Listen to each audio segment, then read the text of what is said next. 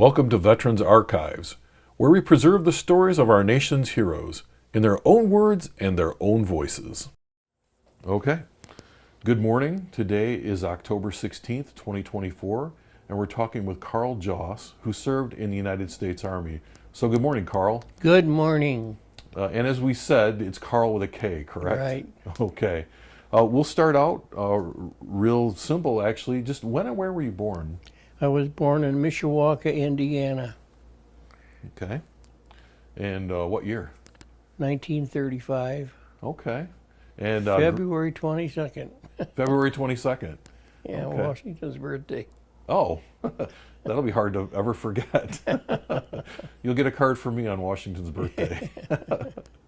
So you grew up then in Mishawaka, Indiana? No, I grew up in South Bend, Okay. and during World War II, we moved to Chicago. Mm-hmm. My dad worked for Studebakers, and they sent him to Chicago. Okay. And this was during World War II. And then in the Korean War, we did the same thing. Mm-hmm. We moved to Chicago, and Shirley, her dad works at Studebakers also, Mm-hmm. and they needed to have a place to stay, and my dad said, I think the apartment upstairs from us is going to be vacant. So they applied for it and got it, and that's how I met my wife. Oh, okay. She was 15 and I was 17. So you've known each other for a little while. Yes, we have. Well, let's back up then a little bit. How old were you when you moved from Mishawaka then? Well, I was an infant. Oh, okay. All right. We moved to South Bend. My grandmother owned a house, Mm-hmm. and she rented that house to my parents. Okay. And I can just barely remember that house. But Right. And I had an Uncle Joe. He's down there in that lower picture Uh-huh. on the right-hand side. He lived in California, and he bought me and brought me from California a cowboy outfit. Okay. I can still remember that. We don't have any pictures of it, I don't believe, but it was something special. That sounds like it really meant something to you. Yes, it did, yes. Now, did you have brothers and sisters? Nope, So you were the only I'm child. the only child, yeah. So other than the cowboy outfit, tell me, like, what do you remember about your mother? Like, any, like, favorite memories? Oh, yes. My mother used to sing in the kitchen all the time, Uh-huh. and she died at 46 years old. Oh. She had cancer and died. And, well, she was sick in the hospital, and I was supposed to go to Korea. And my company commander said, I don't need to. And after she passed away, why, I remained in the U.S. Mm-hmm. I was a short timer, and they didn't want to send me over to Korea then. Okay. And it was one of those things that it was sad, but I was very lucky that I didn't have to go Right. overseas. So I was at Fort Knox. Okay, down in Kentucky. Yeah. All right.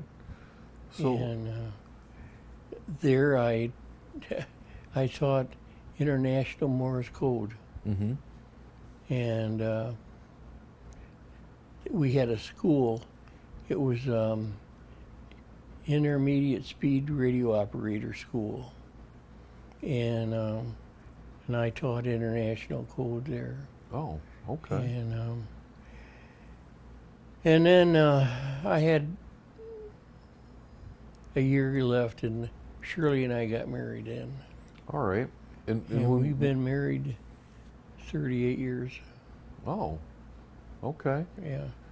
Now, I want to back up a little bit because you said your dad worked for Studebaker Yeah. Car Company, and he Yeah. had to move. South Bend. Yeah. Okay. So tell me a little bit about your dad. What are some of your memories of your father? Well, unfortunately I don't have a lot of good memories of my father. Okay. Um, the problem was he drank, Uh-huh. and for the Halloween and the days like that, he was never around, or when he did, he was plastered. Oh, okay. So I really don't have a lot of good thoughts of my dad, except the one time, I think I was a teenager, and he said something to me, and I said something back to him, and he went to hit me, and I ducked, and he put his hand through the wall. Oh no. I won't forget that. Oh, I'll bet. I'll bet. I'll bet he didn't think it was very funny. No, at the not a time. bit. No. So you moved around a little bit. It sounds like for your yes, dad's work. yes. During World War II, we went to Chicago, Uh huh. and we came back and stayed in South Bend. And then during the Korean War, we moved back to Chicago again. And we had a nice apartment. It was a duplex, Okay. upper and lower. Mm-hmm. And the people that owned the place he was a butcher from Germany. Mm-hmm. And a lot of times during World War II, he'd sneak us some good meat to have for supper. That's not a bad thing at all. No. That's great. Yeah. Now, did you go to different schools when you were younger? Did you? Yeah. Mm-hmm. Well, I went to kindergarten at Cayley School in South Bend, and then first grade, I went to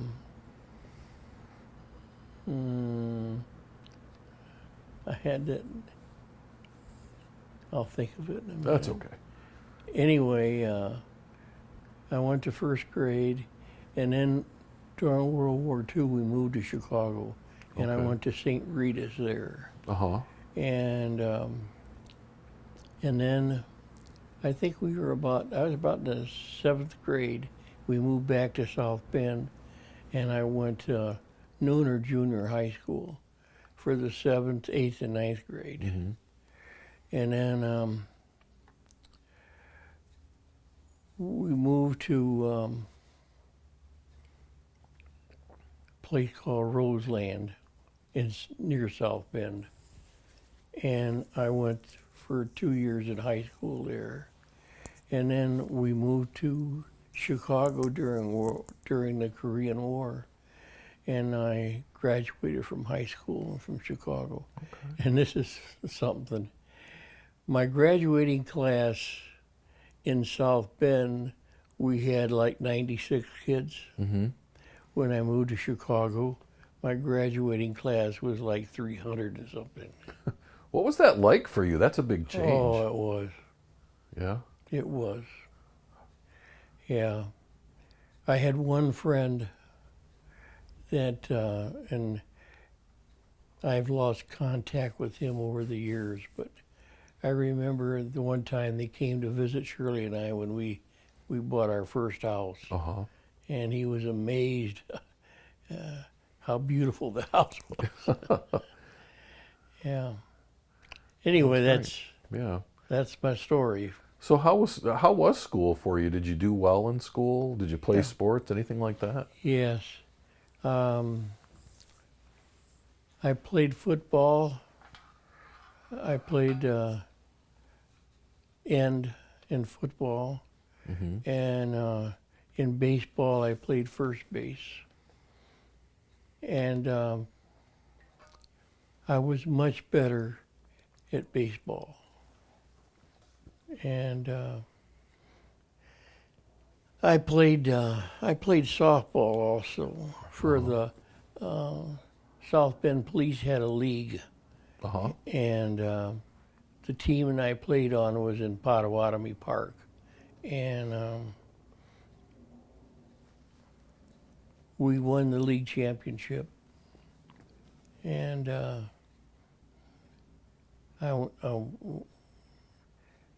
I hit a triple once to win the game, and that was the highlight. And I had my picture taken as our team, and then I don't know if it's still there in the South Bend Police station or not, but it was there for quite a while. Yeah. So was it like the movies? Did they carry you off the field after you hit that? No, but they sure hugged me, I'll tell you that. Oh, I'll bet. That's got to be a great feeling. You're the guy that won the game. Yes, yeah. Wow, that's amazing. Yeah, it was. It really was. So you finished out school in Chicago, and this is where you met Shirley. Yeah. Now, she was in the same high school as you, or? No, she went to a Catholic school. Okay. But she lived in the same apartment building. Yes. Okay. Yeah, she lived upstairs. What was it like when you first met her? Well, I'll tell you, she was special. That's all I can say. She was special. And I think I was 17 and she was 15. We went on our first date. And she was the only girl that I ever dated, really. Wow. And I think I was the only guy she ever dated. And then when I was in the Army, I could drive home at least once a month. And I think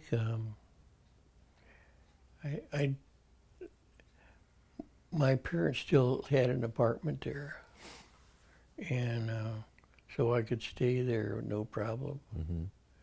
And then my dad moved back to South Bend after the war, and her dad moved back to South Bend also. Okay. And but he couldn't get his job he had originally in Studebakers. So he ended up moving to Columbus, Georgia. And he worked for a newly opened up plant. And after they got the plant running, they canned him. Oh my gosh.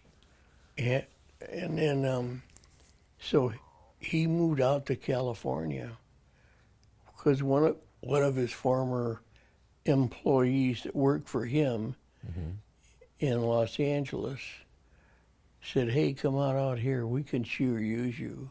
So he did.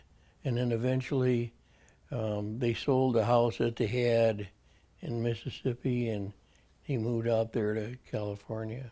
Okay. And it really hurt my mother-in-law a lot to move and do all that stuff. Yeah, I'll bet. Yeah. Well, I want to ask you a question though. So before we got started, we were kind of talking, and you had said that you had to do a stint in the Army before you could get married to Shirley. Tell me about that. Well, her mom wouldn't let me have her become my fiance. Okay. Until I did a stint in the Army. And so I enlisted for 2 years. Okay.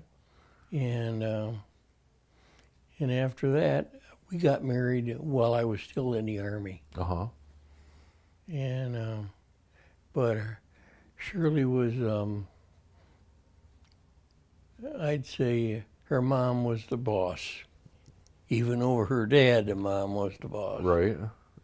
And but then she was 19 and I was 21 when we got married. Okay. Yeah. So let's And talk. what's so funny too is that Yeah.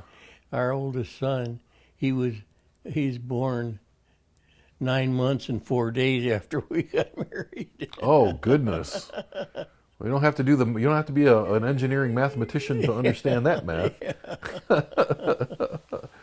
Well, let's talk a little bit about your time in the Army. So you went to the recruiting station and you enlisted, and then did you go right away to basic training? Yeah. And then where did you go for basic training? I went to Fort Leonard Wood, Okay. and I was there for the full stint of basic training. Uh-huh. What was so funny is that we were on bivouac. It was like the last week, and we had a 6-inch snowstorm. Oh man!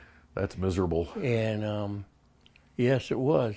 And then somebody called me to headquarters, and they said, "Pack your stuff. You're going to go to Fort Knox." And I did. Mm-hmm. And they got sent me to Fort Knox, and that's where I spent the rest of my time. And what was your specialty then? What school did you go to there? It was Intermediate Speed Radio Operator School. Okay, and that's all the Morse code, right? Yeah. Yeah. Well, it was more. That's a little bit of it, but Okay. mostly it was voice. Oh, all right. And I think we had. I think you had to be able to do 17 words a minute before you could graduate from that school. Mm-hmm. And oh, well, we had probably maybe 60 to 70 people in the school, and it was. I think it was about an 8-week school. Not much longer than that, I don't think. Mm-hmm. And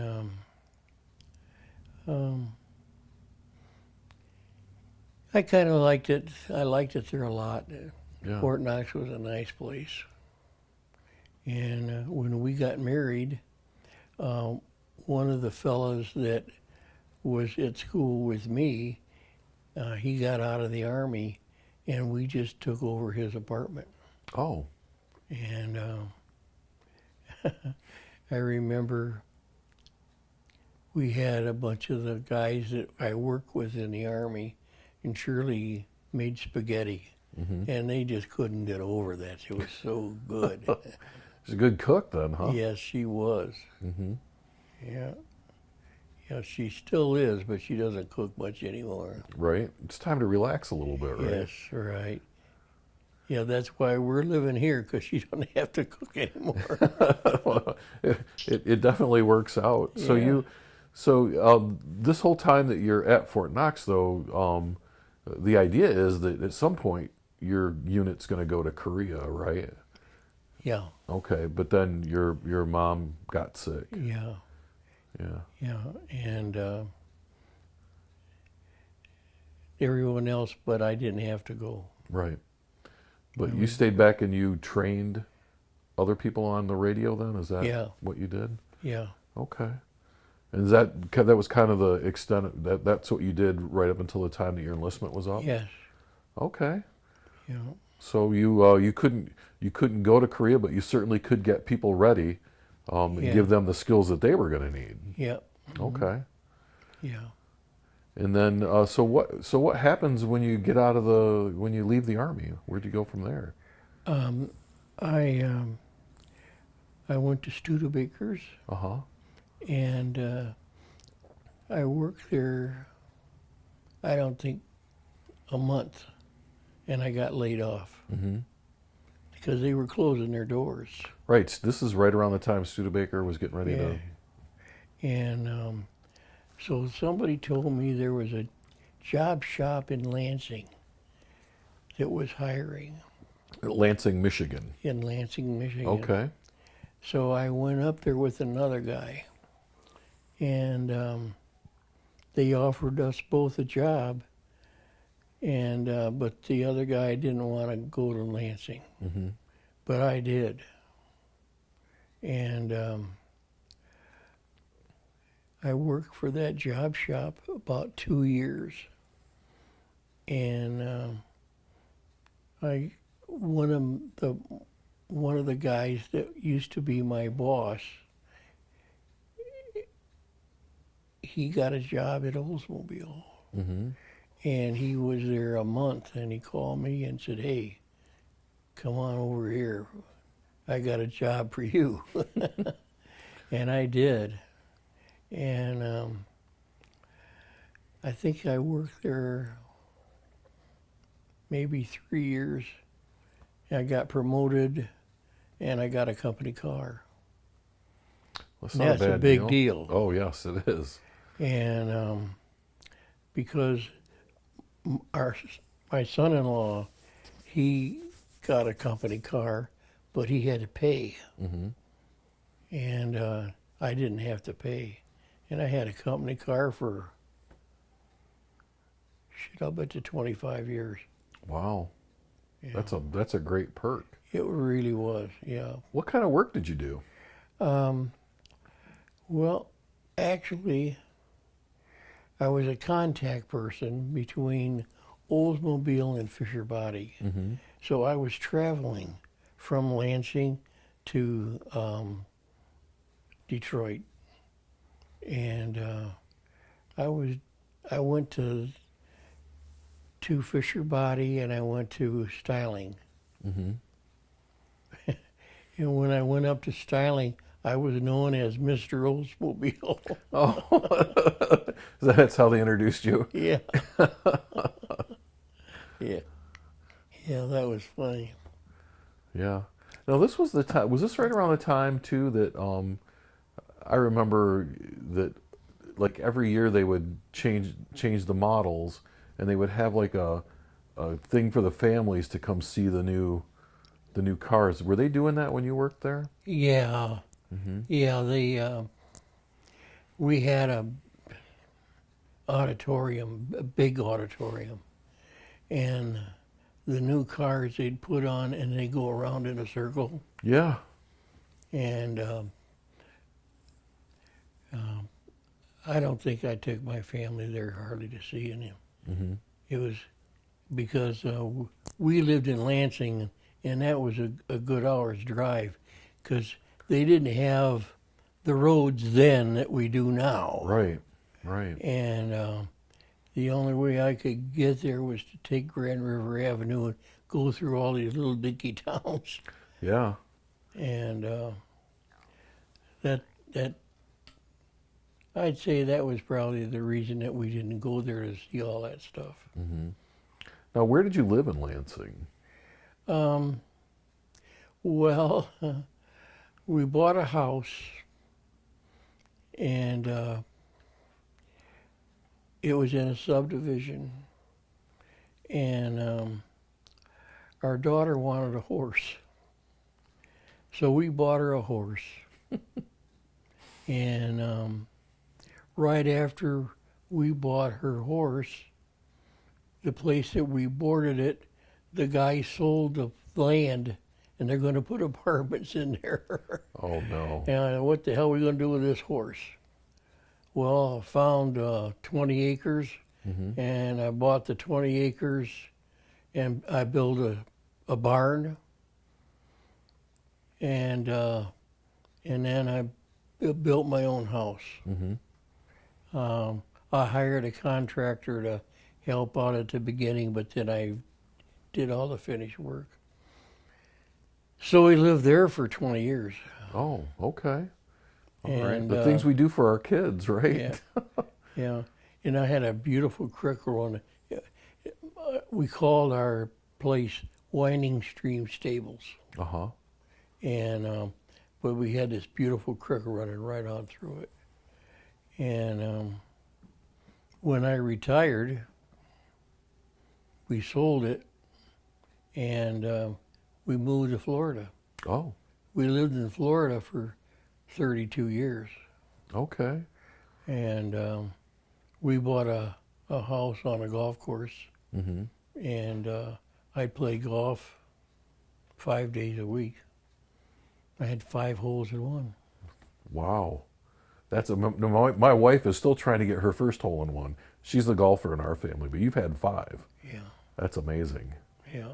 Wow. Yeah. Well, I was a pretty good golfer. Yeah. And so anyway, that's my story, and I'm sticking to it. Well, let's talk a little bit about your family. So you had your first child right out of the gate, That's right. 9 months to almost to the day, and so he was that was your son. Yeah. And so what can you tell us about him? Oh, he's special. Mm-hmm. He graduated from college. He got his master's degree, and he was in purchasing. Mm-hmm. He was director of purchasing, and he retired probably 5 or 6 years ago. Anyway, maybe a little longer. Yeah. And he's got 4 kids, Mm-hmm. and next we had our son Chris, and Chris lives in North Carolina. He graduated from the University of Michigan in engineering, and he tried to get a job in Lansing, and he couldn't find one that he liked, and so he found a place in North Carolina. Oh. And so he moved, and Shirley and I went to go see him, and here he rented this old beat-up trailer. It was ridiculous. Mm-hmm. And Shirley made him get his ass out of there and spend some money and get a real place. You need a little help to get there, huh? Yeah. And so he did. And then she said, well, meet some girl at church. Uh-huh. And well, he did. But his wife is 11 years older than he is. Oh, goodness. Yeah. And, but she had 2 children Uh-huh. from a previous marriage. And, but they never had any kids. Okay. And that's a shame. But she had her tubes tied after her second kid. Right. Right. Anyway, so that took care of that. And then after Chris, we have a daughter, Kathleen. She's with Shirley shopping right now. Oh, okay. And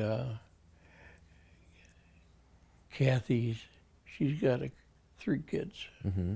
2 boys and a girl. And then we adopted another girl. Oh. And there's 9 years difference between Kathy and Carol. Okay. I got their pictures up there, but anyway, Carol, she went to school to become an X-ray tech, Mm-hmm. and she worked probably 5 or 6 years, and then when she got married, her husband, he was a fireman, and then when he retired, he's selling fire trucks. Oh. And he makes a bundle of money because all the firemen really like Matt. Yeah. And so she retired, and she has a horse farm, just Okay. like we did. Okay. And she has, I think she's boarding 4 horses, and I think she's got 1 of her own. Mm-hmm. And she just bought a beautiful mare, and she's going to take her on the circuit, I guess. Oh. Yeah. Yeah. This mare is big. Now, does she have quarter horses? Is that what she? Yeah. Okay. Yeah. Yeah. Yeah. So it sounds like all your children were very successful. I think so. Yeah. You must be Yeah. proud. Yeah. And you've got And they're all still married. That's the important thing. Right. Right. Yeah. Well, you stayed married, right? I mean, Yeah. yeah. You and Shirley been married all this time. Oh, yeah. Yeah. She's my right hand. Yeah. Yeah. So how many years have you been married then? 38. 38 years. That's quite a stint Yeah, yeah. to be. I was 21 and she was 19. Uh-huh. Yeah. Yeah. Well, you have lived quite a life. You've done a lot of things. Did you do anything after retirement? You just played golf and relaxed. Yeah, That's that's right. well, that's good. And then, so what brought you back to Michigan? Well, because I had to go on dialysis. Okay. I'm on dialysis 3 days a week. Mm-hmm. And our kids wanted us to come back here, so we did. Yeah. It's always good to be around family, at least I think. Yeah, Anyway. right. All right. Well, before we wrap up our conversation today, I do want to ask you just one final question, and that is for someone who's listening to this story years from now, what lesson or what would you like them to take away from our conversation and really from your life? What advice would you give to people? Well, I'll tell you, our religion is what has saved us. Uh-huh. And Shirley and I both feel you can't do anything without God. Mm-hmm. And that's the thing that I want our kids to remember, is that don't forget about God. Mm-hmm. Because that's the saving grace for us.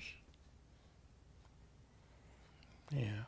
To listen to this full story or to hear the stories of other veterans, go to www.veteransarchives.org and click on the Media tab.